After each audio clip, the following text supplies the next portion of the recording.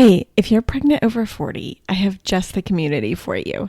It's a private community away from Facebook where women just like you come together to meet and support one another during pregnancy. To sign up for the waitlist, go to over40fabulousandpregnant.com/waitlist and be the first to know when the membership is open. I can't wait to see you inside.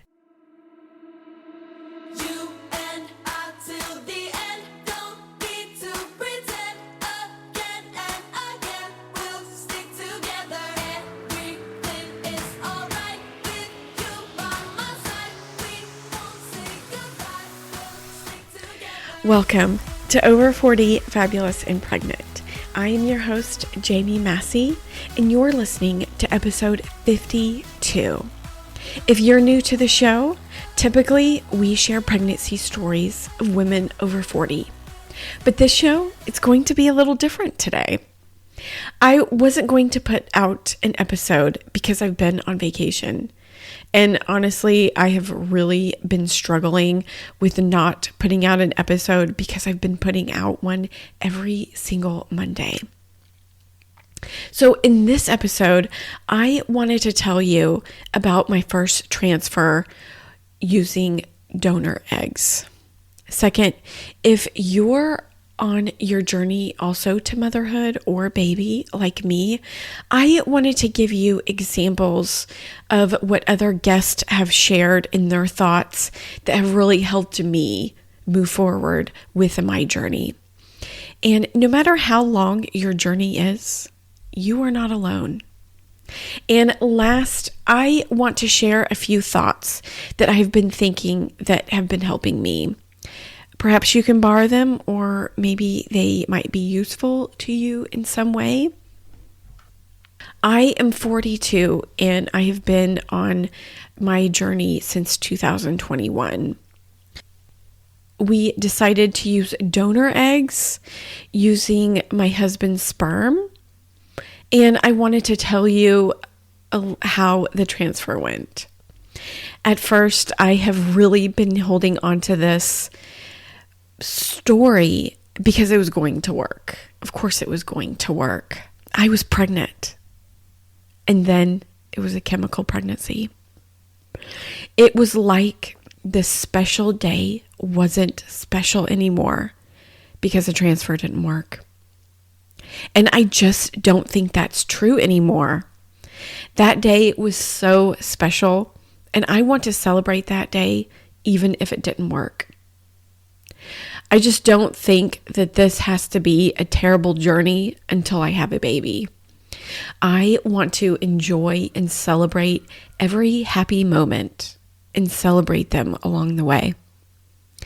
Even during pregnancy, there's going to be lots of small celebrations until the baby is born.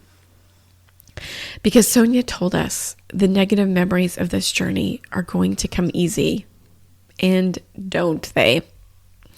So let's celebrate my first transfer, and I hope you can find little celebrations during your journey too, because I know my journey isn't over yet. My first transfer happened, my first and only transfer, should I say, happened on July 14th, 2023. It's fun sharing this story because it's at the end of September right now. And I have help telling this story because, of course, I wrote it down. I have to write it down like immediately after it happened because I just have all these feelings. And for me, a lot of the feelings stay with me, and it's as not as much as the memories. I don't know if that makes sense, but I have more of a feeling that day than the actual events that happened. Okay. This is kind of what I wrote down, and I'm also telling the story also. And that day, I felt absolutely ready. I even slept well the night before. My husband had been out of town that whole week before the transfer, so I had been giving myself shots myself And we were planning to meet at the clinic, like for the first time since he came home. And of course, I should have gotten up early. I feel like that's what I say all the time. But my sister called me that morning because she's in Florida. She's an hour ahead and she always calls me extra early. But it was such a great way to start off that morning, just talking to my sister and all the excitement that we were feeling that day. I still had a slow morning. I wanted to enjoy my morning, and I listened to some of my old favorite music. And then I went to my acupuncture appointment. I had my chiropractor appointment the day before, and then I intentionally scheduled my acupuncture appointment right before the transfer. So I went to my acupuncture and then straight to my transfer. And I was early to my acupuncture appointment. And my clinic is really close to my dad's house.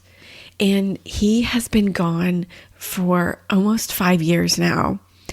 And it's just really special to me that the clinic is so close. It really makes me feel like he's a part of it. And I just love that.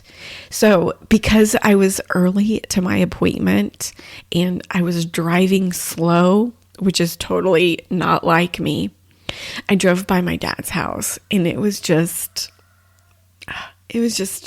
really special. When I drove up to the clinic, my husband was already there waiting for me in the parking lot. And so that was really sweet in the parking lot. It was a romantic moment in the parking lot that we had because I hadn't seen him for a whole week. And we were supposed to be 30 minutes early to our appointment, and we were unusually on time. I was told to have a full bladder, so I had 2 large glasses of water on the way, which I was so uncomfortable. Luckily, we didn't have to wait long, and we were taken to the consultation room first with tables and chairs. It was really cold in there, and there was a single chair in the sun, and then there was 2 chairs on the opposing side, clearly for whoever was supposed to be talking to us in the single chair. But that chair was in the sun, and I was like, I must sit there. So I waited there until the embryologist came to speak with us about the embryo they were going to transfer. She gave us the image of our embryo. It is actually still on a refrigerator. She showed us what it looked like before it was thawed, and then after it was thawed. She said it looked really good and that it was a grade 4AB. I have not really educated myself on the grading, and I just almost choose not to. I know it's funny that Jennifer, in her episode, she mentioned that, and I feel the same way. Like, I just don't want to get stuck on the different grades. I would rather believe and have hope that it's going to work than to get caught up in all of that, the technical part. So I totally get that. Okay, so anyways, when we got in the room, of course, there was more waiting, but it really probably wasn't that long. And I made my husband take a few photos of me because, I just wanted to record that day. And he has the app on his phone takes 2 people and makes like a new person, essentially this AI tool. And what he did while we waited is he took the donor's face and his face and made these little kids. And it was such a great moment. like that were kind of making these little kids waiting for the transfer. And like some of them were so cute. And some of them I was like, oh no, that's not our kid. So it was really fun doing that while we waited. So when the doctor got in the room, she had my husband stand up near my shoulders, kind of so he was out of the way and he also wasn't like a straight view of everything, which was really nice to have him there close to me. And she cleaned me out, is how she put it. Clean out the uterus. And remember, I was supposed to have a full bladder.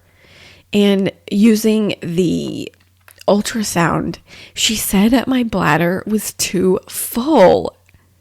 So she told me to go to the bathroom and to pee for 6 seconds. And that's it. And I'm like, I don't know how to do that. So here I am walking to the bathroom. I mean, it was like literally next door, but I have paper, on covering my behind, covering my front. And I'm like scooting to the bathroom, trying to keep myself covered. And I'm like, I don't know how to go to the bathroom for only 6 seconds. So I counted, I said 6 seconds. And my husband told me, he goes, no, do it for 3. And she goes, no, do it for 6. And so as I'm walking to the bathroom, she leans out the door and goes, no, really, 6 seconds. And so I'm like, I don't know how to go to the bathroom for only 6 seconds. So I physically held myself to stop going to the bathroom, and it worked. It really worked. So I scooted back to the bathroom as I'm like shuffling, holding the paper. She did another ultrasound and she goes, you are the perfect amount of full. And she said having the full bladder like puts pressure on the uterus to like straighten it out. So it's a straight shot for the catheter. So I'm like, okay, I was ready. They communicated with the lab through a speakerphone, like old school speakerphone on the wall. And the embryologist wheels in this cart, I guess with the embryo on it in a tube. And I had to confirm my name and date of birth to her before she handed over the tube with the embryo in it. It happened really fast. She put it in and then pointed on the screen where it was. And I was like, what the heck am I looking at? Where is it? Oh, that tiny, tiny thing. The embryologist left, and then the tube was confirmed empty over the speakerphone. And we were free to go. I didn't feel the need to sit on the table. I know Sharon said, she wanted to lay on that table because she was worried it was going to fall out. And I'm like, nope, I did not have any of those thoughts. My bladder was full. I wanted to go to the bathroom so bad.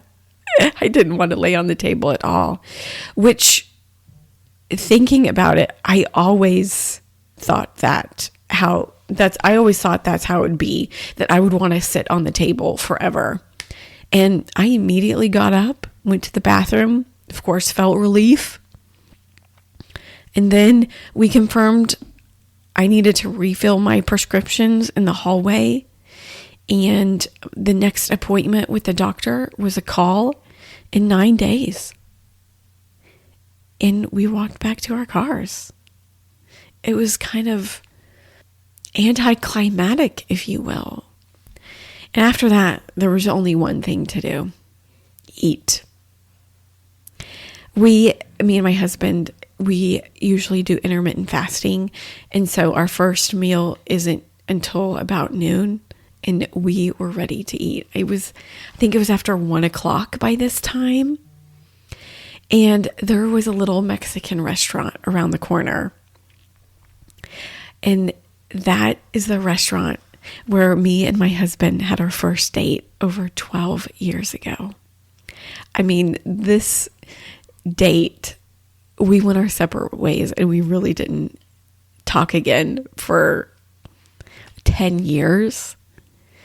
And I thought it was the perfect spot to go to lunch because we haven't been back since. And then besides putting laundry away and my husband unpacking from his trip, we watched 2 episodes of Jack Ryan and I took a 2-hour nap. It was a perfect day. The pregnancy test was scheduled for July 24th, 9 days away. And I see a lot of women taking pregnancy tests way before the 9 days. And I kind of wondered where I would fall for that because I was anxious.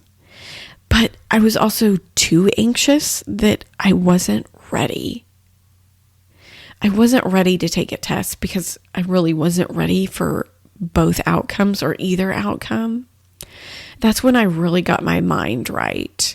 And I did a lot of work on that because I wanted to be ready for either outcome. And I did a lot of thought work for how I wanted to think, feel, and act before, how I wanted to think, feel, and act if the pregnancy test was positive, and how I wanted to think, feel, and act if the pregnancy test was negative. And once I made those two, once I kind of journaled on both of those things, that's when I really felt ready to take a pregnancy test. And on day 7 is when I took it. And it was positive. Oh, it was amazing. My 4th positive pregnancy test.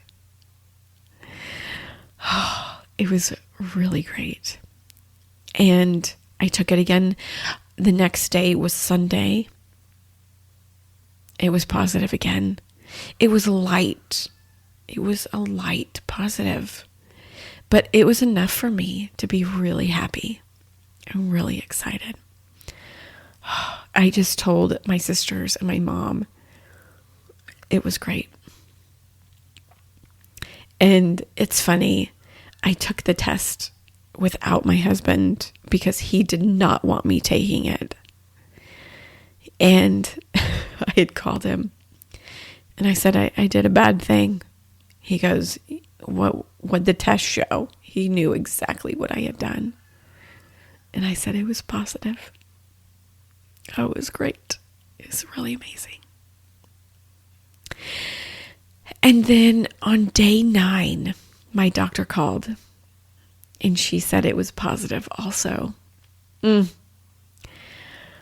it is just so magical when the doctor says that.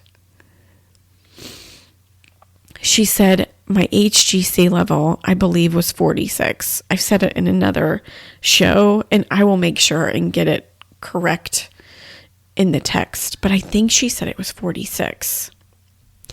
And I had just recorded, at the time, Jamie's episode. And I remember it was just ingrained in my head for some reason that her doctor told her that she wanted her HGC to be at least 50. And I asked the doctor, I said, but don't you want it to be 50? And she said, nope, it's great. We're going to do another test in 2 days and let's go from there. And I was happy, but I was also cautious because I just couldn't get her story out of my head. So 2 days later, the nurse called this time and she said that my beta was 26.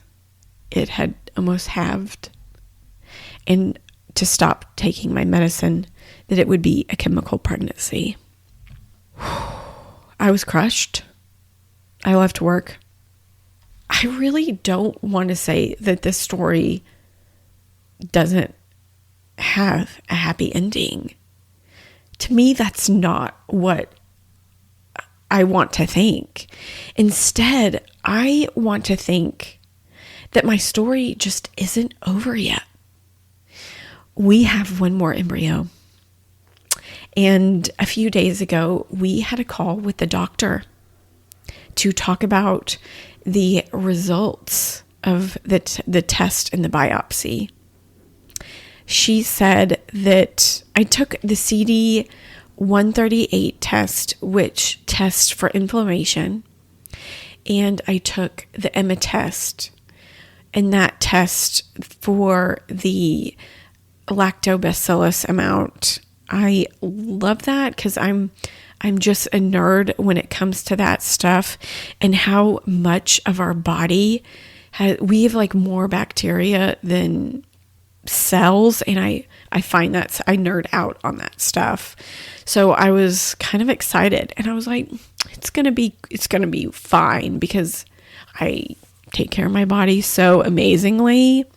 And of course, she said that she wanted that number to be 3.7, and I was 3.6, 1/10 of a point away from the threshold for the lactobacillus. And she told me that I need to take a probiotic to correct that. That was a little disappointing. I pride myself on my diet. I'm not going to beat myself up about it. I am just going to find an amazing probiotic, and we're going to take it. And for the inflammation, she said there was no inflammation. And I'm good to go to schedule my next transfer. I am so excited, and really doing a podcast on believing is just going to be perfect timing for all of this. And I am going to be working on it so hard. Now I wanted to share a few things that past guests have shared with us that have really helped me. First up, we have Heather from episode 16. But isn't that really deep down the truth of pregnancy? You can go out of your way to kind of feather your nest or rearrange your life, but a baby is coming, and that is a non-negotiable. Mm-hmm. And so even if you get stressed out and making space mentally for a child, it's still just going to happen. I loved what Heather had to say. She made me realize that, sometimes my anxiety and fears, I think, are useful. Like, I feel like they are productive, especially when it comes to being pregnant and keeping me safe. And I love this is almost as a truth that pregnancy is going to happen no matter where my head is at. And I just need to keep it in the best space possible. And it's still going to come no matter what. I love it. And next we have Janlyn. And this is something I say all the time, which I just find beautiful. I would say, regardless of the fear, to enjoy every second, because it could end, but I would rather have enjoyed a week of it than to have not ever enjoyed it and been worried the whole time. And that was Janlyn from episode 26. And this is something I say all the time, that I want to celebrate everything because I don't know what's going to happen. I can't protect myself from getting hurt and being sad. So I do. I want to celebrate them all, because in the end, if something bad happens, they're still going to be sad no matter what. And last but not least is Joe from episode 36. This is also something I say a lot these days. I always talk about moving from the fear. I had a bit of a fear of getting pregnant, a fear of not getting pregnant, fear of what would I do if I was pregnant. And actually, looking back, all of that time was really, really valuable for me, because what it did, it strengthened my hope, it strengthened my courage, it strengthened everything within me for me to really be able to become pregnant. I loved what Joe had to say. And this is a good segue into the 3 thoughts that I want to leave you with before we go today. And the first one is, every day I'm not pregnant is a day I get to work on my body and my mind. And that's kind of the same thing what Joe said, but just differently. And I truly believe that every day is an opportunity that I get to work on myself, body and mind, so I can be better prepared for pregnancy. Number 2, go after what you want. Not because you'll be satisfied when you achieve it, but you become more of who you are in the process. And I love that one. This is probably one of my newest thoughts that I've been working on. And that's just that I want to start enjoying the process more. I mean, I think I already do a pretty good job of that I just don't want to be hung up and stuck on the end result of having a baby. I mean, don't get me wrong. I do. But I also want to enjoy the process getting there too. And I love that one. And number 3, I don't want my pain and struggle to make me a victim. I want my battle to make me someone else's hero. And I think that goes without saying. That's one of the quotes and reasons why I actually share. I found this quote and I was like, oh my gosh, that is perfect. That's exactly why I share these stories. I don't want to be a victim. I want other people to see my experiences and either learn from them or be inspired, or, look at it and be like, oh, I want to do the opposite. I'm totally okay with that too. So, I hope all of this today helped you. It is a little bit different than our normal stories, but I had a good time doing it and actually going through other shows and finding the ones that really stuck with me, because some of them do. I mean, I know y'all are listening, but so am I. And I love connecting with the guests and the stories too.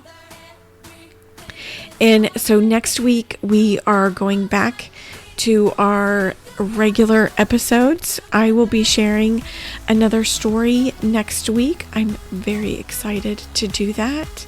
And thank you so much for listening.